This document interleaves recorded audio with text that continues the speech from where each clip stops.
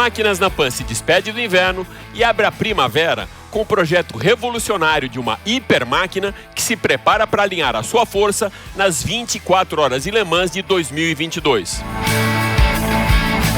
Com 3 títulos na maior prova de longa duração do planeta, a Peugeot aposta na aerodinâmica para conquistar pela 4ª vez a vitória no circuito de Les Arts com o 9X8. O craque de tecnologia da Jovem Pan, Carlos Aros, traz novidades do mundo digital para o programa dessa semana e o jornalista Fernando Miragaia, do Autorama Podcast, UOL e Revista 4 Rodas, vai passar também para você dicas bem importantes sobre economia de combustível.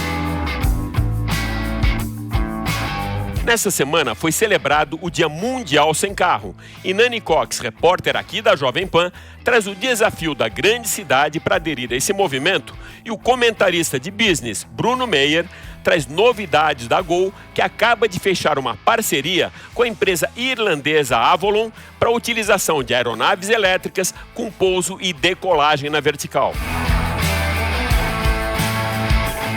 As grandes conquistas de um campeão ficam marcadas na história e registradas também na nossa memória com aqueles grandes momentos da sua carreira. Esses registros ficam ainda mais evidenciados quando as suas conquistas recebem homenagem ao ar livre com grandes murais pelo reconhecimento do seu legado. Hoje nós vamos mostrar para você a obra de Eduardo Cobra e um de seus homenageados, o tricampeão mundial de Fórmula 1, Ayrton Senna.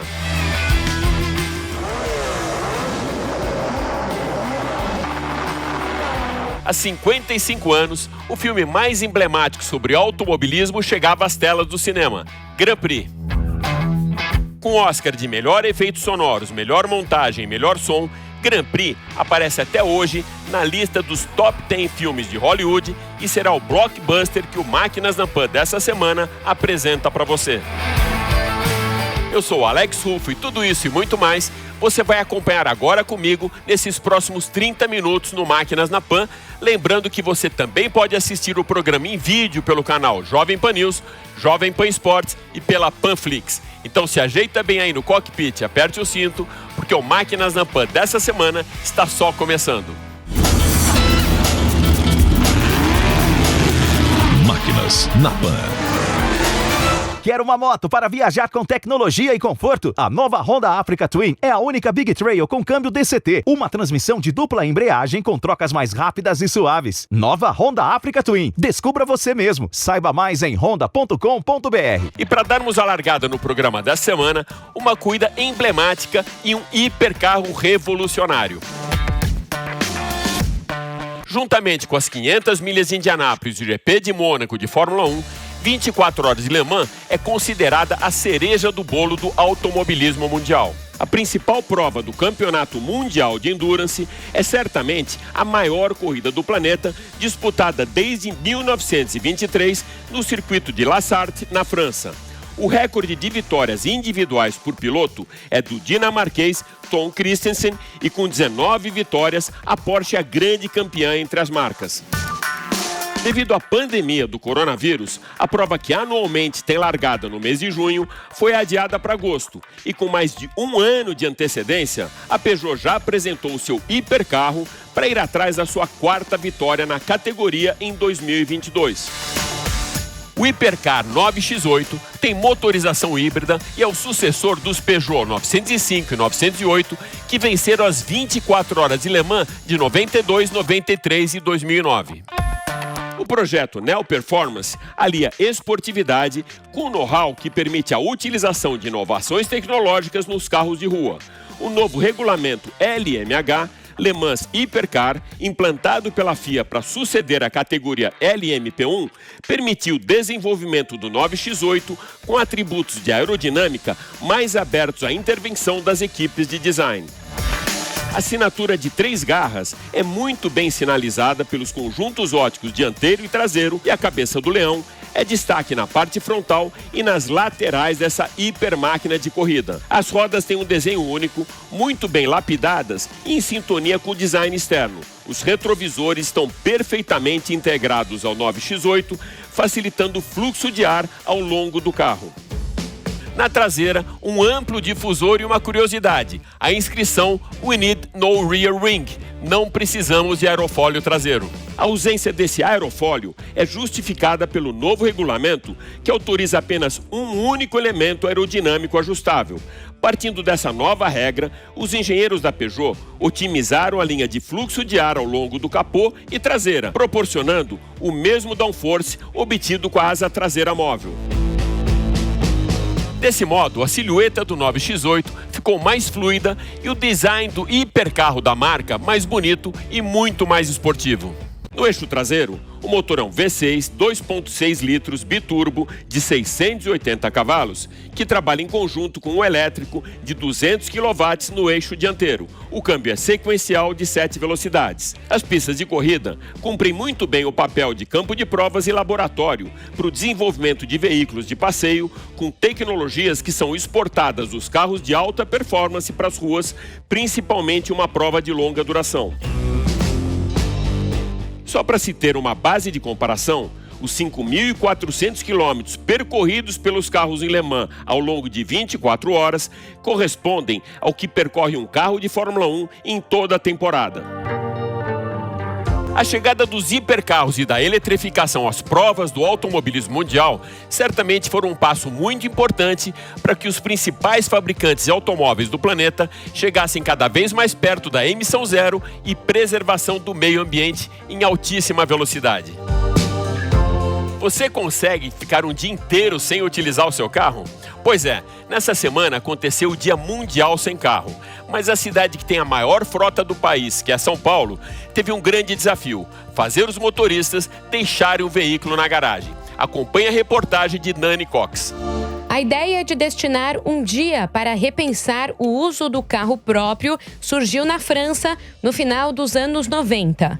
O objetivo, inicialmente, era discutir a dependência do automóvel e, aos poucos, o debate incluiu também a questão ambiental, já que o transporte individual é responsável por quase metade das emissões globais dos gases que causam as mudanças climáticas.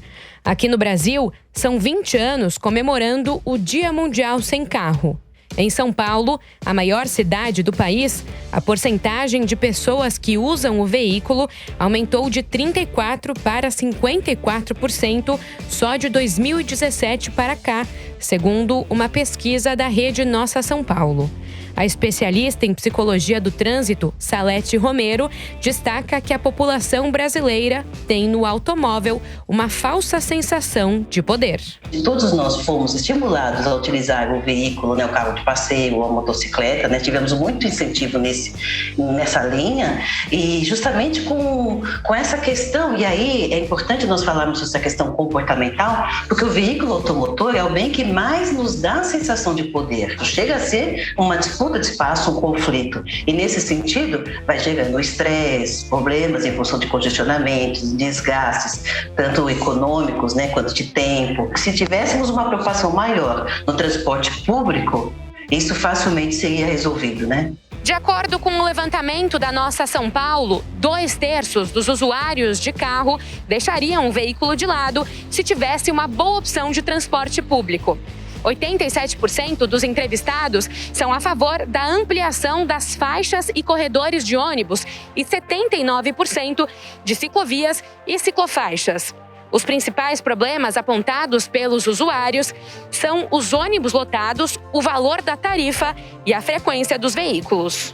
Para a analista de mobilidade urbana do Instituto Brasileiro de Defesa do Consumidor, Anne Oviedo, é preciso repensar a lógica de remuneração do transporte. Para o operador, ele retirar um ônibus de circulação e encher mais um ônibus ao invés de ter 2 mais vazios é uma forma de ampliar sua margem de lucro. A tarifa aumenta, a qualidade cai, o usuário sai do sistema se ele pode comprar um carro, ou então ele é totalmente excluído do sistema porque ele não pode bancar sua própria locomoção. Então uma tarifa mais barata, um sistema mais abrangente, inclui as pessoas, e o transporte ele é um um garantidor de outros direitos, né? O acesso à saúde, ao trabalho, ao lazer. A analista em mobilidade urbana, Anne Oviedo, também destaca a necessidade de tornar o transporte público multimodal, possibilitando a integração dentro do próprio sistema e com outras formas de locomoção, como a bicicleta.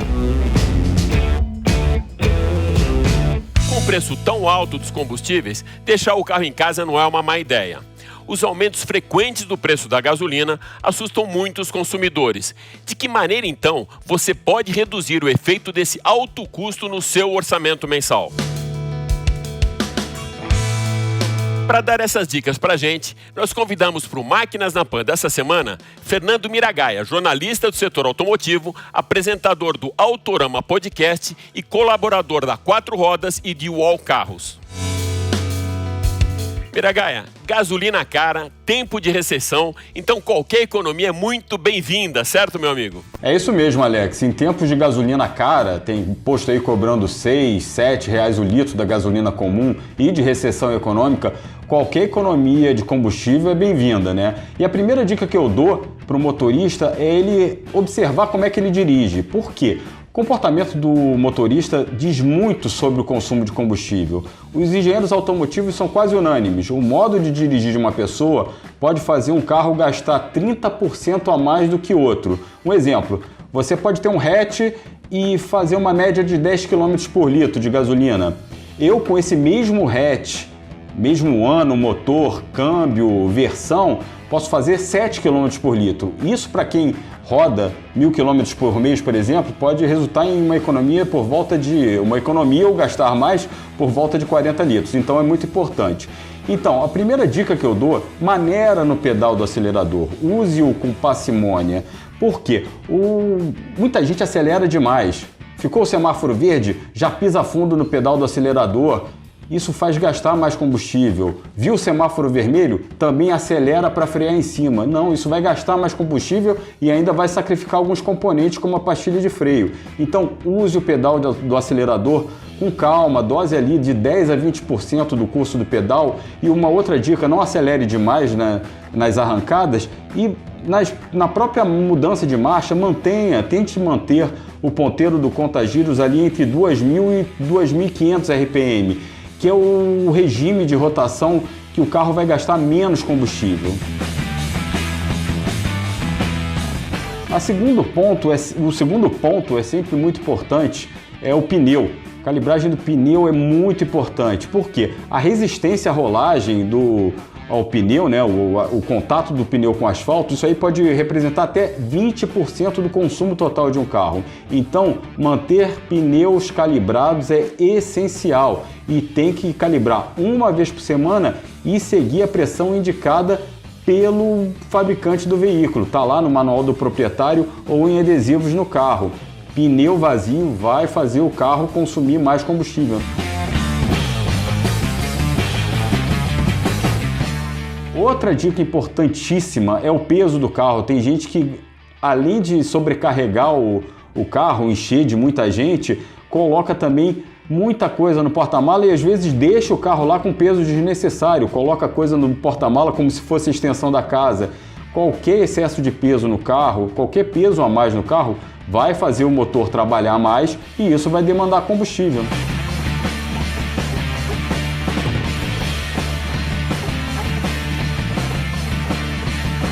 E a última dica, talvez seja mais importante, fazer a manutenção preventiva do veículo. O que isso significa? Passada a cobertura de fábrica, de garantia de fábrica, mantenha o intervalo de revisões a cada 10.000 quilômetros. Isso é muito importante e principalmente nessas revisões, troque o óleo lubrificante e siga o produto e siga o lubrificante recomendado pela montadora. Siga aquelas especificações. O lubrificante correto e na validade, ele vai manter o motor trabalhando nas temperaturas e nas condições ideais. Isso vai fazer o seu carro consumir menos ou consumir normalmente. Isso é muito importante. Nas manutenções também, cheque as velas e principalmente troque o filtro de óleo e o filtro de ar também. Sempre dê uma trocada, porque ele pode estar muito sujo e isso sobrecarrega o motor também e vai fazer o carro beber mais, não tem jeito. É isso, Alex. É sempre uma honra e um prazer falar com você e é um privilégio poder dar essas dicas aí importantes para os ouvintes e espectadores do Máquinas na Pan. Obrigado aí pela oportunidade, um abraço e até a próxima. A mobilidade aérea com soluções de transportes através de aeronaves elétricas e com pouso e decolagem na vertical se tornaram cada vez mais a nossa realidade. Acompanhe agora o comentário de Bruno Meyer, que foi ao ar nessa semana no Jornal da Manhã. Pois é, a Gol anunciou ontem, nesta terça-feira, que o grupo Comporte da família Constantino, maior acionista da companhia aérea, chegou a um acordo com a empresa irlandesa Avolon para adquirir ou emprestar 250 aeronaves elétricas de decolagem e pouso vertical, os chamados táxis aéreos. A ideia parece tirada de um filme futurista. Estamos falando, afinal, de carros elétricos voadores no Brasil? É quase isso. A aeronave terá capacidade para apenas 4 passageiros e mais um piloto, alcance de 160 quilômetros e velocidade máxima de 320 quilômetros por hora. Ela ainda terá 100 vezes menos ruído do que um helicóptero.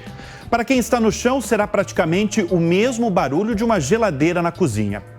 A Gol quer incluir os novos modelos nas rotas comerciais a partir de 2025.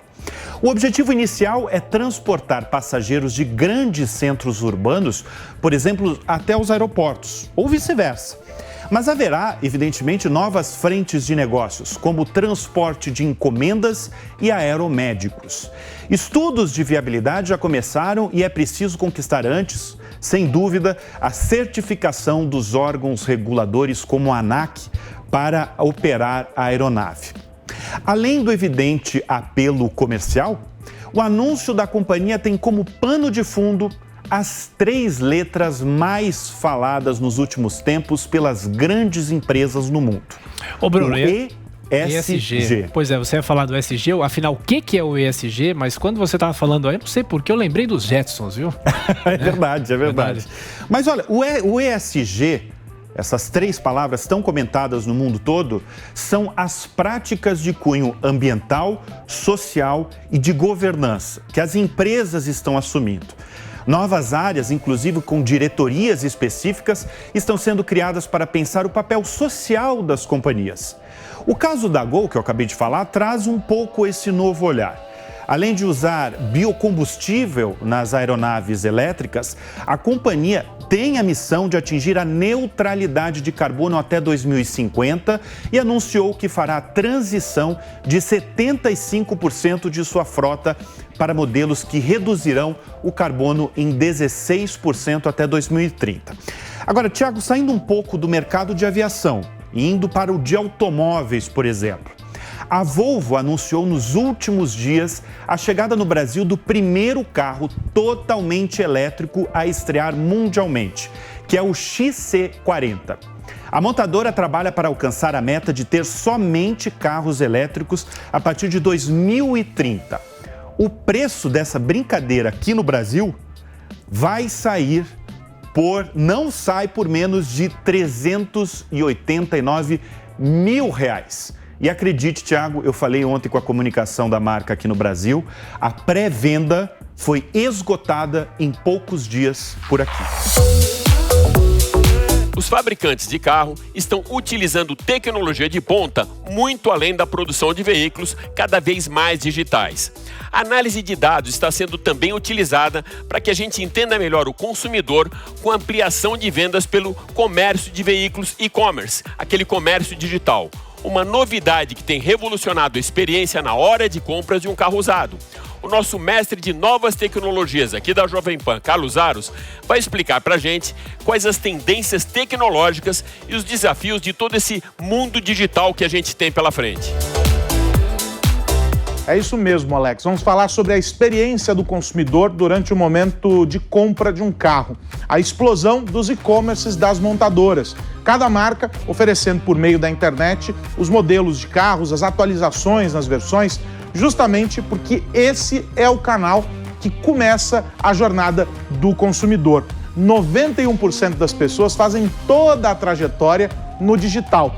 mas terminam na loja. Aquela experiência física de entrar no carro e saber detalhes que só tocando, só olhando ali de perto, você vai conseguir obter. Esse encontro das duas interfaces tem um nome, é o Phygital, quando o físico e o digital se encontram dentro da jornada do consumidor. Isso acontece em vários setores e não é diferente no setor automotivo. E quem vai explicar melhor essa história pra gente, dessa jornada, é o Fernando Teixeira, que é diretor de estratégia da Adobe na América Latina e que tem uma visão muito interessante sobre como esse movimento, que já acompanha vários segmentos e se intensificou depois da pandemia, começa também a beneficiar a indústria automotiva. Vamos ouvir. E a verdade é que conforme a gente vai misturando o físico e o digital, né, a gente vai descobrindo que tem formas de você, como montadora, né? Montadora ou concessionária, e abraçando tudo que acontece no meio do caminho, que não seja simplesmente vai lá, faz um formulário e dá um apertar para comprar, né? Porque qual que é o grande desafio? E hoje a gente vê as empresas tentando mapear e fazer o máximo possível nessa interação, que é, entre eu falar, sei lá, minha família cresceu, as crianças nasceram, eu preciso de um carro maior, vou comprar um SUV, e eu começar a pesquisar, olhar, ir até a concessionária, até o fechamento lá na ponta, muitas coisas on e offline vão acontecer, que não é só pesquisei e comprei, não é assim. Né? Às vezes a gente vai lá, pesquisa e fala assim, putz, mas será que cabe na minha garagem? Então assim, na hora que você entende todas essas pequenas particularidades das pessoas, o processo começa a ser muito diferente. Então, por exemplo, eu fui lá, tô navegando em ficha técnica, tenho o meu cadastro, saiba o bairro que eu moro, aí a gente começa a olhar modelos preditivos, ele começa a olhar e fala assim, esse cara aqui, é garagem pequena, vamos supor. Isso é um argumento não só para eu mandar um banner, um e-mail, mas isso pode ser um argumento para, quando eu estiver na concessionária, essa mensagem aparecer lá no celular do vendedor. Mas ele teve tantos encontros digitais que deram para o vendedor, para a marca, mais informações para que seja feita uma melhor venda até para o consumidor. Ou seja, o resumo da ópera, Alex, é o seguinte: esse processo de transformação que faz com que as lojas de carros estejam também na internet, ele beneficia, no momento, aqueles que estão vivendo esse processo de compra e têm mais informações à disposição para fazer uma escolha mais acertada, mas vai beneficiar, no futuro, os próximos compradores.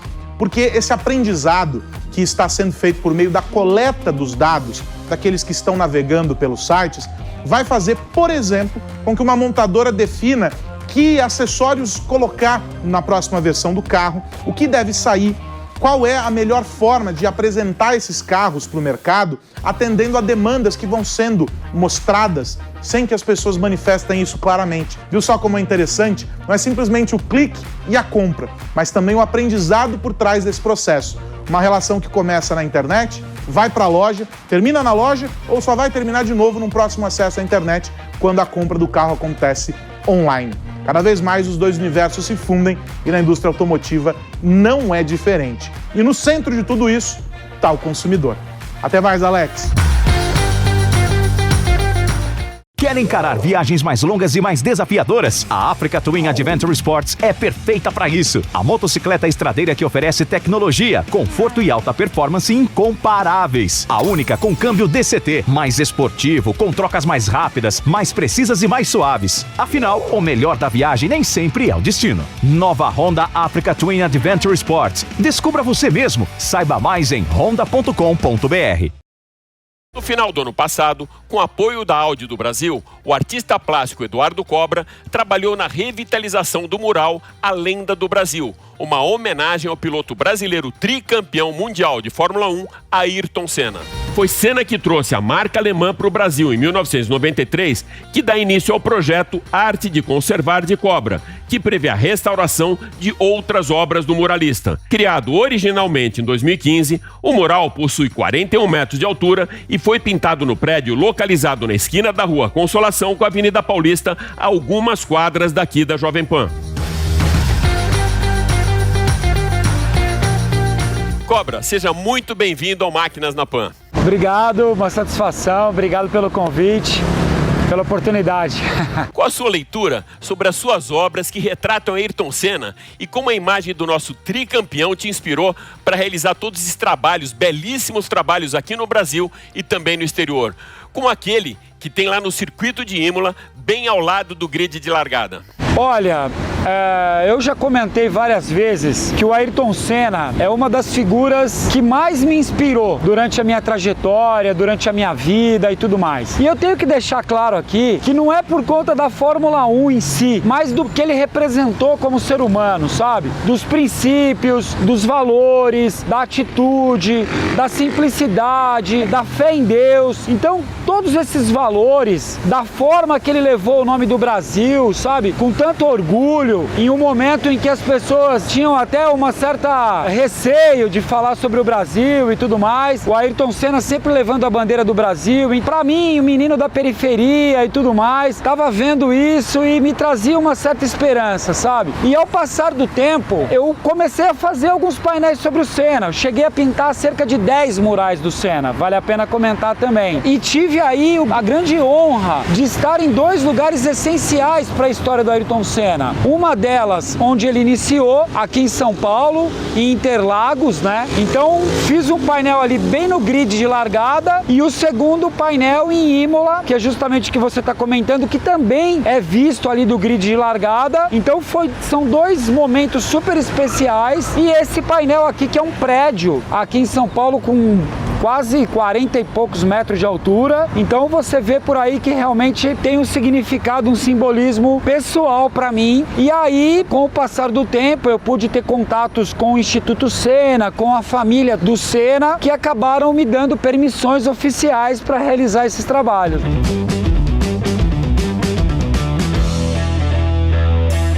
Cobra, bem atrás de você, a gente pode ver uma das obras do Senna, A Lenda do Brasil, que inclusive foi restaurada no final de 2020. O conceito do grafite como arte efêmera ficou no passado, é isso mesmo? Olha, quando eu era mais menino, quando eu tinha, sei lá, 17 anos, 20 anos, eu tava naquela onda de que o grafite é efêmero, apaga e tudo mais. Olha, meu amigo, eu tenho um acervo com mais de 2.000 fotos de trabalhos que eu já fiz. Infelizmente, grande parte desses trabalhos não existem mais. E eu comecei a refletir sobre isso, sabe? Eu levei muito tempo isso não dando a devida importância, sabe? Eu pensava dessa forma, apagar, apagou. Destruir, destruiu, o dono do muro remove, alguém pinta por cima, a rua ela é assim. Fora isso, ainda tem as condições climáticas, né? Chuva, sol, se tá perto do mar tem a maresia, tem a própria condição do preparo da parede, que também influencia muito na durabilidade das obras e tal. E eu, como sou fã de vários artistas de rua, né? Vários, incluindo aí Banksy, Gêmeos, tantos caras fantásticos pintando na rua, e eu tenho um filhinho, que é o Pedrinho. Fiquei pensando, ele não vai ter esse privilégio que eu tenho de poder ver essas obras fantásticas que estão hoje pelas ruas, se elas não forem preservadas. Então eu plantei essa semente, sabe? Querendo dar justamente essa sugestão de que é importante a arte de conservar, assim como criar novos painéis é importante, fazer novos amigos é importante, mas visitar os amigos antigos também é importante, sabe? Então eu tô mais ou menos agora iniciando com esse trabalho aqui da Esquina da Consolação e eu quero expandir esse projeto para vários outros murais que eu tenho na cidade, mas tomando cuidados especiais, preparando bem a parede, invernizando, até mesmo iluminando esses trabalhos. E qual é para você a importância de retratar uma obra de Ayrton Senna? O significado, a importância para mim hoje, estar aqui. Eu até me emociono, sabe? Eu sou um cara que, até hoje, quando eu vejo um vídeo do Senna, quando eu vejo um documentário, eu tive acesso a um acervo iconográfico incrível, ao lado da mãe do Ayrton Senna ali, folheando fotos e mais fotos do Senna. É muito emocionante o que ele fez. Então, poder estar aqui, entregar isso para São Paulo, o Senna é um paulistano aí tão importante para todos nós, né? E trazer sempre a memória dele, sabe? Sempre lembrar essa figura que para mim é realmente o atleta mais importante, mais acessível, né?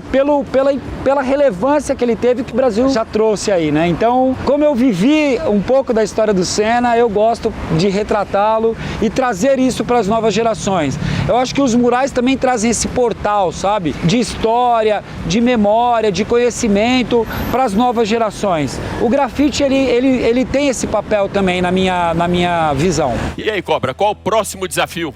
Entre 2019, 2020 e agora 2021, eu recebi mais de 40 convites internacionais. Mas, por conta da pandemia, a dificuldade aí que o mundo está passando, a maioria foi adiado ou cancelado, mas eu tenho alguns projetos importantes. O mais importante deles, que eu tenho que dizer aqui, é a criação do meu instituto. Eu estou montando agora o Instituto Cobra, que é 100% idôneo, estou com os melhores advogados para criar uma documentação super correta. Eu quero fazer isso justamente para incentivar esses meninos, esses artistas que estão aí espalhados pelo Brasil, sabe? Para ser uma ponte através das empresas e um incentivo através da arte para esses meninos. Então esse é o meu grande projeto para 2021, espero conseguir concluir e além disso também aí continuar com as minhas orações, pedindo a Deus que essa pandemia acabe o mais rápido possível, né? Para que nós consigamos viver novamente em paz, juntos aí e eu também consiga sair pelo mundo, porque o meu trabalho está nas ruas, né? Eu, assim, não sou o mesmo dentro de um ateliê, dentro de um estúdio. A minha alegria, a minha felicidade está subindo nos prédios, em cima dos andames, circulando livremente pelas ruas. Então, realmente, essa pandemia dificultou um pouco tudo isso, mas espero que essa situação mude e eu consiga colocar em prática grandes trabalhos que estão por aí, como a fachada do World Trade Center em Nova York. É um projeto que era para ter acontecido e ainda não aconteceu por conta da pandemia. Cobra, super obrigado pelos registros do Ayrton Senna que você deixa pra gente nos seus murais e por estar aqui com a gente também no Máquinas na Pan. Muito obrigado, Máquinas da Pan, muito obrigado ouvintes da Jovem Pan, foi fantástico aí a audiência, todos aí que participaram, muito obrigado pela paciência, tá bem? Deus abençoe a todos aí, valeu! De uma arte para outra, da obra de Eduardo Cobra, vamos agora para a arte das telonas com o legendário filme Grand Prix, que completou nesse mês 55 anos do seu lançamento.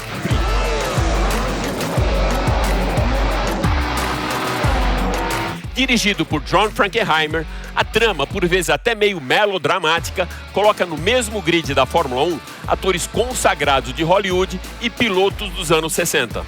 James Garner, Eva Marie Saint, Yves Montand e Toshiro Mifune assumem o comando do cockpit de grandes campeões como Graham Hill, Juan Manuel Fangio, Johan Hint e Greg Brabham, que aparecem ao lado dos protagonistas do filme. Além de motorsports, Grand Prix traz uma leitura mais lúdica das corridas, com a vida amorosa dos pilotos, seus altos e baixos, as rivalidades entre as equipes e mostra uma Fórmula 1 bem mais poética através de uma narrativa sonorizada pelo ronco dos motores e pela trilha de Maurice Jarret. Frankenheimer teve o apoio, aval e autorização da equipe Ferrari para utilizar o cavalinho rampante no seu filme, com takes até mesmo dentro da fábrica de Maranello. Em algumas tomadas, o campeão mundial de 1961, Phil Hill, foi escolhido para pilotar um dos primeiros câmera car do cinema, um Ford GT40, com câmeras montadas na frente e na traseira.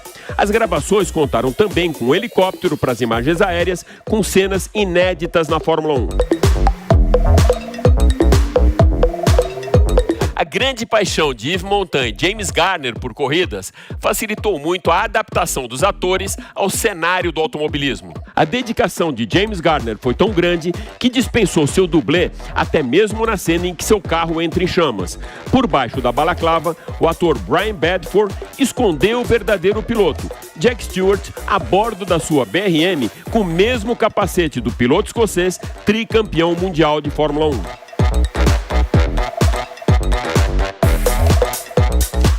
Os circuitos de Mônaco, Clermont-Ferrand, Spa-Francorchamps, Zandvoort, Brands Hatch e Monza serviram como palco para as filmagens tão complexas que todas as câmeras Panavision 65mm disponíveis no mercado precisaram ser utilizadas.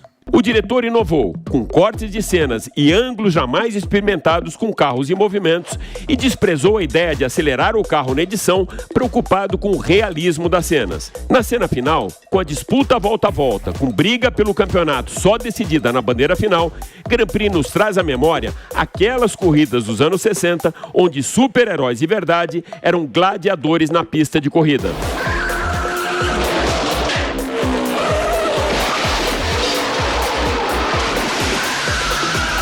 Lançado em 1966 e inicialmente desacreditado pela indústria do cinema, Grand Prix levou 3 estatuetas do Oscar: melhores efeitos sonoros, melhor montagem e melhor som. E até hoje aparece na lista dos top 10 da telona como o maior ícone dos filmes do automobilismo mundial. É isso aí. O Máquinas na Pan dessa semana fica por aqui, mas vale lembrar que você também pode acompanhar a nossa programação em vídeo pelo canal Jovem Pan News, Jovem Pan Esportes e pela Panflix. Super obrigado pela sua audiência e até a próxima. Valeu! Máquinas na Pan.